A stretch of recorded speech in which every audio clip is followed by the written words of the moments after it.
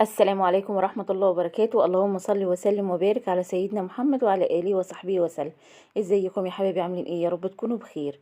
معاكم قناة اعمال ايدي مع ام كريم. وقبل ما ابدا الفيديو يا حبايبي اضغط اشتراك وفعل الجرس واضغط على كلمة الكل عشان يوصل لكم مني ايه كل حاجة بعملها. تعالوا النهاردة كده ان شاء الله هنعمل مع بعض غدا حلو جدا، وهنعمل مع بعض ايه الفرخة الجميلة اللي انتوا شايفينها ديت. هنعملها كده ايه في صينية كده في الفرن، هنشويها كده في الفرن بالبطاطس بالتتبيله بتاعتنا اللي احنا ايه هتشوفوها معايا دلوقتي. خلاص. طبعا اليومين دول طبعا الفراخ غاليه جدا جدا جدا. ربنا يعيننا يا رب على الاسعار اللي احنا بنشوفها اليومين دول.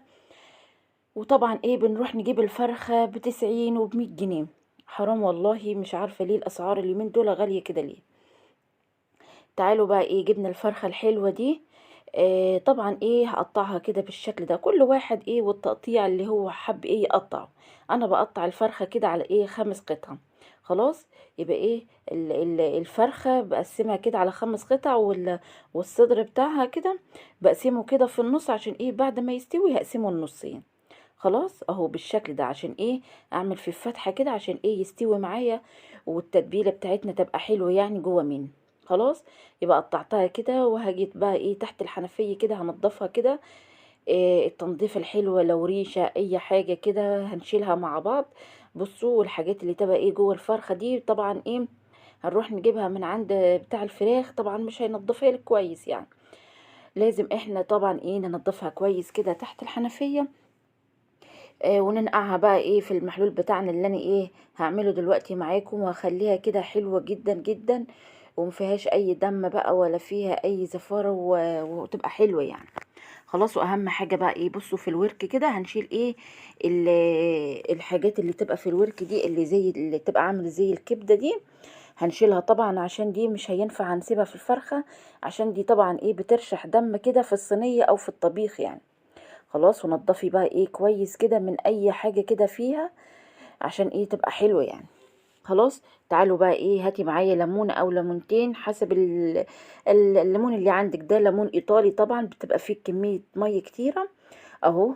طبعا ايه حبة مية قليلين كده، وهنزل كده ايه حبة من الدقيق بالشكل ده، وهنزل كده ايه بمعلقة كبيرة كده من الملح. خلاص. و هخلط ده كله في بعضه كده، وهنزل ايه الفرخة كده هنقعها كده ايه معانا نص ساعة او تلت ساعة كده لغاية ايه طبعا ايه تتشرب كده من التتبيلة دي وطبعا الليمون والدقيق والملح ايه هيعمل الدم اللي فيها والزفارة وكل حاجة فيها وهتبقى حلوة جدا. تعالوا بقى ايه نعمل الخلطة بتاعتنا لغاية ايه ما الفرخة كده ايه تتنقع بقى ايه في المحلول بتاعها. معايا بصلتين، معايا جزراية، معايا طماطم، فلفل اخضر، ليمون، معايا بطاطس. خلاص. تعالوا بقى ايه عندك كبة اعملي في الكبة، يعني احنا هنعمل في الكب ايه او في الخلاط الطماطم والبصل والفلفل. الجزر هسيبها كده. خلاص. والليمون عايز تعصري في في الشفشق براحتك، عايزة تعصريها بعد ما تعملي الخلطة دي براحتك. خلاص. قطعت كده ايه الطماطم والفلفل والبصل كده في شفش الخلاط بالشكل ده اهو بالطريقة دي. بس ايه مش البطاطس هسيبها يعني. بصوا هضربها كده ايه في الخلاط، ونرجع تاني كده ايه بعد ايه ما ضربناها كده بالشكل ده. طبعا الطماطم هتنزل ميتها، فاحنا مش هنحط ميه يعني. بصوا هرحرح كده ايه الشفشق بتاع الخلاط بحبه من ميه بسيطه خالص واحطها ايه على الخلط. انا عايزه الخلطه ناشفه كده بالشكل ده، مش عايزاها ايه تبقى فيها ميه خالص يعني. وتعالوا بقى ايه هبشر الجزرايه، يعني ايه الجزر مش هطحنه مع البصل والطماطم، لا انا هبشره كده عشان عايزه الجزر يبقى ظاهر كده في الفرخه وتبقى ظاهرة كده في الخلطة بتاعتنا وتبقى حلوة وجميلة جدا. خلاص. الجزر ده بيخلي خلطة الفراخ حلوة ومسكرة كده وتخلي طعم الفراخ حلو يعني. هاتي بقى ايه الليمون اعصريه كده على ايدك عشان طبعا ايه البذر هيمسك في ايدك كده ومش هينزل على الخلط. اهو بالشكل ده شايفين. اهو بالطريقة دي اعصري كده بالشكل ده اهو. ونقلب بقى ايه الخلطة بتاعتنا الجميلة دي. تعالوا بقى ايه نحط التوابل. حطي كده ايه نص معلقة كبيرة كده من الملح حسب بصي الملح حسب كمية الفراخ اللي انت هتعمليها يعني. وحط ايه حبة كمون، عامة الفراخ البيضة بتحب الكمون، وفلفل اسود وبهارات فراخ وكزبرة ناشفة. ده اللي انا هحطه ايه للفرخه النهارده. واحط ايه ورق اللورو. عندك حبهان حطي حبهان، انا ما عنديش حبهان، لو عندي كنت حطيت يعني. اهو بالشكل ده، وايه وقلبي الخلطه دي كلها في بعضها. هنزل كده ايه بنص معلقه كده من التوم المفروم، كان عندي في الفريزر طبعا، طلعته كده ايه، واحط كده ايه نص معلقه كده ايه من التوم المفروم. خلاص، وهقلب بقى ايه الخلطه الجميله دي. بصوا الريحه تحفه وجميله جدا. طبعا لازم ادوق لازم ادوقها يعني، اشوفها لو كانت محتاجه ملح، لقيتها محتاجه حبه ملح كده، حطيت ايه ملح فيها. شايفين الفرخة بصوا عاملة ازاي، بيضة ازاي. الليمون والدقيق والملح بصوا خلى اي دم كده في الفرخة راح منها، وبقت بيضة كده وحلوة وجميلة جدا جدا. طبعا شطفناها كده من الايه من الخلطة اللي احنا كنا عاملينها او المحلول. اهو طبعا بصوا انا بقى فتح في الصدر كده عشان ايه، عايز التوابل تدخل جوه منه كده وتبقى حلوة يعني. اهو كده تبلي، طبعا مش هينفع معلقه، طبعا خلينا ايه صراحه مع بعض. لازم بايدك كده وتدعكي الفرخه كده بالشكل ده كده في الخلطه الجميله دي. بصوا شايفين، اهو دعكي بقى ايه الفرخه في الخلطه الجميله، واحط بقى ايه الجناح والكبده والقنصه والحاجات دي كلها كده معاها. خلاص تعالوا بقى ايه هنجيب البطاطس كده، وهنقطعها بقى ايه شرايح بالشكل ده، بس ايه لا ترقيها قوي ولا تخنيها قوي، تبقى حلوه كده عشان ايه تستوي معاكي يعني. هي عامة الصوص اللي بينزل من الفرخة او المية اللي بتنزل من الفرخة هتخلي البطاطس بصوا سمكها عامل ازاي حلو يعني. الصوص اللي بينزل من الفرخة هيخلي البطاطس تستوي معاكي وهتبقى حلوة جدا. وبصوا انا بحط البطاطس تحت الفرخة اهو بالشكل ده، مش بخليها فوق الفرخة، تحت الفرخة كده وحطيها. طبعا مشغلة الفرن احطها على الشبكة اللي من تحت، واغطيها واسيبها بقى تعيش حياتها كده وتستوي. تعالوا بقى ايه هنشوف هنعمل ايه جنب الفرخة. خلاص، طبعا النهارده مش هنعمل رز ولا هنعمل اي حاجه كده، ولا طبعا الخضار هو في الفرخه يعني.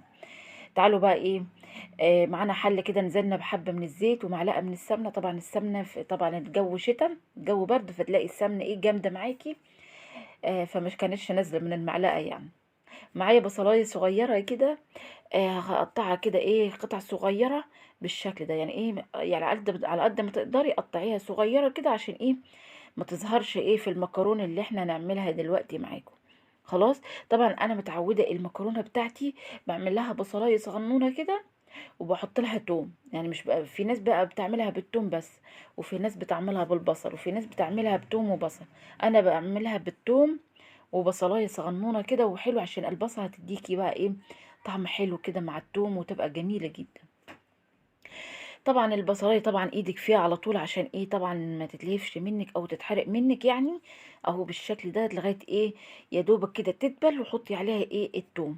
احط بقى ايه نص معلقه كده من التوم المفروم كده على البصلايه، بس بعد ايه بعد ما تدبل ما تحطيش التوم اول ما تحطي اول ما تقطعي البصل، لا، هتحطيه بعد ما ايه تدبل بحبه كده. عشان ايه طبعا التوم مش بياخد ايه معاكي وقت في التحمير يعني.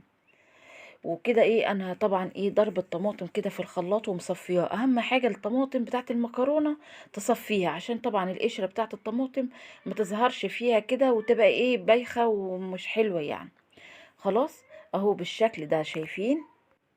ومعايا كده ايه نص قرن الفلفل كده اللي زاد ايه من الفرخه بتاعتنا، هقطعه كده ايه على التسبيكه بتاعتنا كده بتاعت المكرونه، عشان ايه الفلفل الاخضر دي بيديها طعم حلو طعم حلو يعني في المكرونه يعني، ما عندكيش استغني عنه خالص.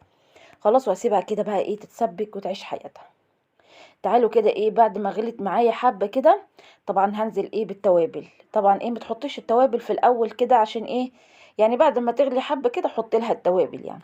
خلاص، حطي ملح كده، كمون، فلفل اسود، حاجه كزبره ناشفه. هي دي بصوا دي التوابل اللي انا ايه بعتمد عليها في الطبيخ عندي. وعامه سواء بهارات اللحمه او توابل اللحمه او توابل الفراخ. انا طبعا مش اي حاجه بحط لها التوابل كتيره يعني. ودي طبعا حاطه ميه كده لما تغلي كده للمكرونه.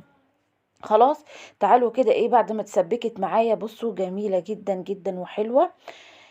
تعالوا بقى ايه بعد ما سلقنا المكرونه كده بالشكل ده صفيناها وغسلناها، بس اهم حاجه المكرونه لما تيجي تسلقيها اسلقيها بعد ما يعني ايه وانت بتعملي في الصلصه بتاعتها. عشان ايه لو انت سلقتيها وسبتيها تبصي تلاقيها لزقت في بعضها كده، واتعجنت معاكي ومش هتبقى حلو يعني. خلي يعني بصوا بعد ما تسلقي المكرونه على طول حطيها على الصلصه بتاعتها، تبقى لسه بقى ايه بالميه بتاعتها كده، وتبقى حلوه كده وايه وسايحه ونايحه كده في بعضها يعني. تعالوا بقى ايه حطيت لها بقى ايه حبه فلفل الاسود، انا عامه بحب الفلفل الاسود في المكرونه يعني، بتبقى حلوه كده وتديكي ريحه كده وطعم حلو كده الفلفل الاسود. بصوا شايفين مفرده ازاي وجميله جدا جدا، بصوا عامله ازاي، شايفين جميلة جدًا والله بجد تحفة ومش معجنة معايا، وكانت تحفة وجميلة جدًا، جدًا. جربوها على طريقتي بجد هتعجبكم جدًا. تعالوا بقى بصوا بعد ما الفراخ استوت معايا، طبعًا الفراخ دي أنا عاملة عليها بطاطس، مش هاعرف أحمّرها وهي في البطاطس، طبعًا أنا طلّعتها على صينية كده عشان إيه حطيتها تحت الشواية عشان إيه أعرف أخلّيها إيه تاخد لون من فوق ومن تحت. يعني اقلب الفرخه كده، طبعا انا ما عرفتش احمرها طبعا في البطاطس، طلعتها كده على صينيه وتحت الشوايه وخليتها ايه اخدت لون جميل اللي انتوا شايفينه دوت. خلاص بصوا ريحه الفراخ تحفه وجميله جدا جدا جدا. ايه رايكم بقى في الفراخ الحلوه دي؟ والله بجد تحفه وجميله جميله جدا جدا جدا. والبطاطس بتاعتها هتشوفوها دلوقتي معايا بجد كانت تحفه وخطيره، وكان طعمها فظيع. اهو بصوا ده طبعا ايه الغدا بتاعنا كان خلص.